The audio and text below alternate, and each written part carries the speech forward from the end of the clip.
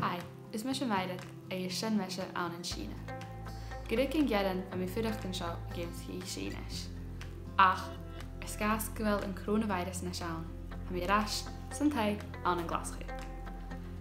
San tiltain cha mi hína is fichad scolar eile fo alba Hal Harris go balla fasgur Beijing leis an taim Tianjin, san Síne siún chuig fatflianna. Is déimú céir miasan ban Kodamacin a siúlar fioch na dúcha scas go réir Lion said in blian úrbán. Cha mi hína is cadid sias go Wuhan, díadach lád an chiad bhasan sin. Se ball eins nach bhain is chóirt ar in gomór, ach chud ó cáilte yes acin mín an vídas a gnám seo. Ha bec an ecolachs mention mín an drásta or chad a jaab sin gian san bí. Is déimú heachcin le Wuhan acal, háisi sin bhí bec an imignach.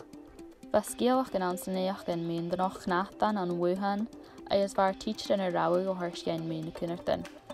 Ach charok casat neo chesky gorin, ba message an bheach gynno mi cears go leor is nach biag ach boi vec an virus ar turas. Ba mi chó cear. Bhuaigh sin go barach daine ar measca hinna chudara, agus bha thula duine níag na lábhan na baríca, sin ar an sin cuteach.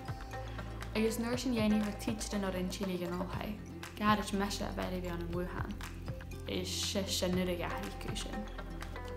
Chai áitina ans na pain ástad chud é, chud ó céta cin siúil ag a cúte bhiltin, chai páirsin an dúigh fó glas ó flói, chud ó daine fiúsir san séad a chéile ar an metro, sin suaigh is troi chéile an san Romídíomh. Ba meise ar an taobhcheart an dúigh a is bétar gá dói a lorach míle go míl sin siúil an an dála. Ach, sé scéalach san le eile an sin.